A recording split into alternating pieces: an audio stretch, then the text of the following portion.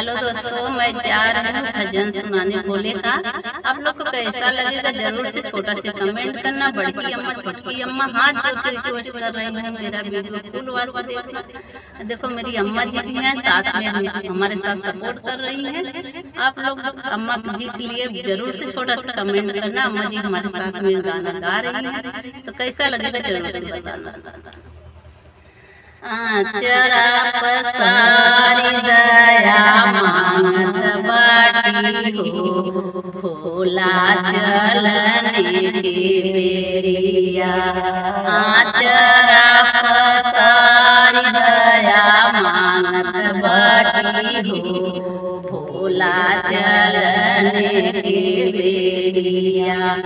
ससुर के मांगे रोजी रोटी घरवा, ससुर के मांगे हम रोजी रोटी घरवा। ससुइया के सोरह सिंगारवा हो, भोले चलने के बेरिया। ससुइया के सोरह सिंगारवा हो, भोले चलने के बेरिया।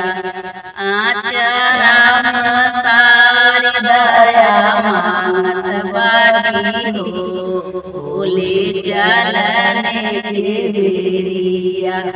जेठवा के मांगे हम रोजी रोटी घरवा, जेठवा के मांगे हम रोजी रोटी घरवा। जेठनिया के सोरह सिंगारवा हो, भोला चलने के बेरिया। जेठनिया के सोलह सिंगारवा हो, भोले चलने के बेरिया। आचरा पसारी दया मांगत बाटी हो, भोला चलने के बेरिया। देवरानी देवरा के मांगे हम रोजी रोटी घरवा, देवरवा के मांगे हम रोजी रोटी घरवा। देवरानिया के सोरह सिंगारवा हो, भोले चलने के बेरिया। देवरानिया के सोलह सिंगारवा हो, भोले चलने के बेरिया। आचरा पसारी दया मांगत बाटी हो, भोले चलने के बेरिया। नंदोइया के मांगे हम रोजी रोटी घरवा, नंदोइया के मांगे हम रोजी रोटी घरवा। ननदिया के सोरह सिंगारवा हो, भोले चलने के बेरिया।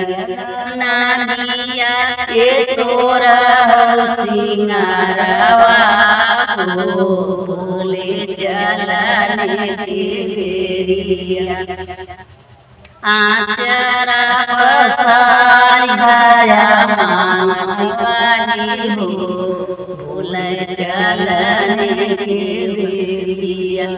भैया के मांगे अपने रोजी रोटी घरवा, भैया के मांगे अपने रोजी रोटी घरवा। भौजी के सोरह सिंगारवा हो, भोले चलने के बेरिया। भौजी के सोरह सिंगारवा हो, भोले चलने के बेरिया। आचरा पसारी दया मांगत बाटी बही हो भोले चलने के बेरिया। जीजा के मांगे अपने रोजी रोटी घरवा, जीजा के मांगे अपने रोजी रोटी घरवा।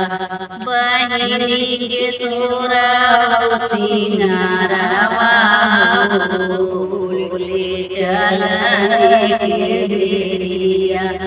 बहिनी के सोरा सिंगारवा भोले चलने के बेरिया। आचरा पसारी दया मांगत बाटी हो भोले चलने के बेरिया। आचरा पसारी दया मांगत बाटी हो भोले चलने के बेरिया।